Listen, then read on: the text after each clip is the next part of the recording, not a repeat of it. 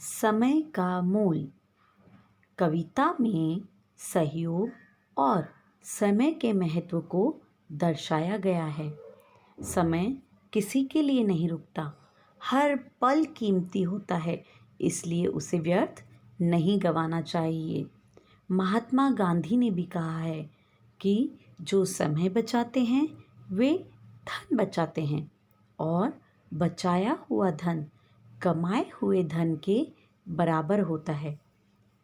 संत कबीरदास जी और रहीम जी ने भी अपने कई दोहों में समय के महत्व को उजागर किया है।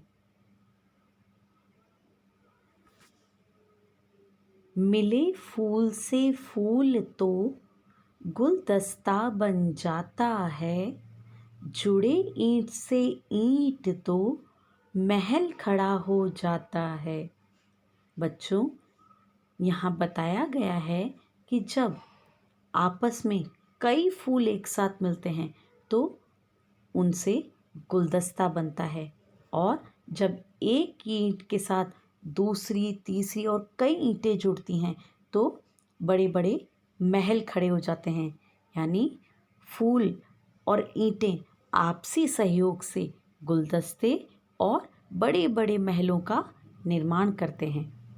छोटी छोटी जल की बूंदें सागर बन लहराती हैं, मिट्टी के कण कण से ही यह धरती बन जाती हैं। इसी प्रकार जब जल की छोटी छोटी बूंदें आपस में एक साथ मिलती हैं तो वह बड़े बड़े सागरों का निर्माण कर देती हैं।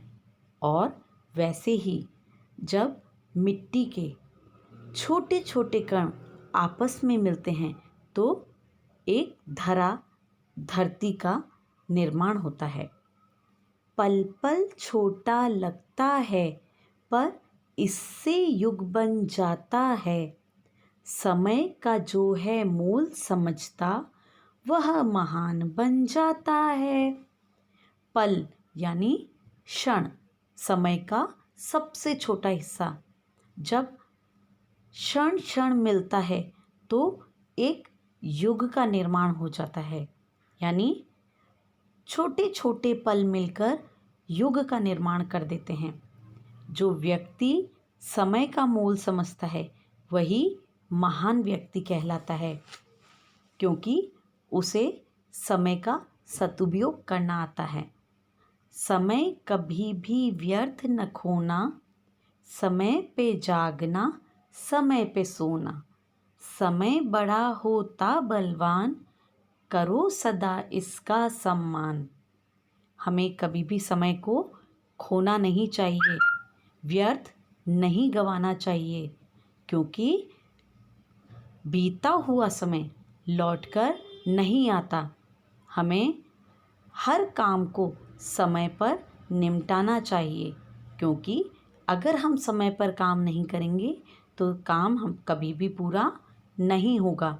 समय बड़ा ही बलवान होता है, हमें हमेशा इसका सम्मान करना चाहिए।